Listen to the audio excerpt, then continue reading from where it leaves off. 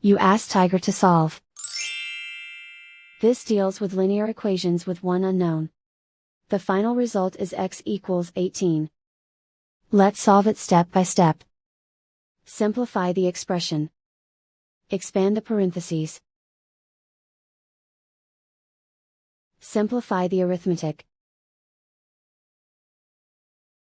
Group all constants on the right side of the equation. Subtract 21 from both sides. Simplify the arithmetic.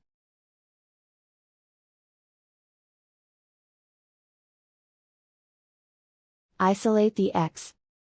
Divide both sides by 3. Simplify the fraction. Find the greatest common factor of the numerator and denominator.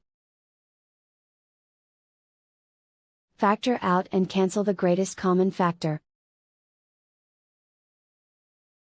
And so the final result is x equals 18.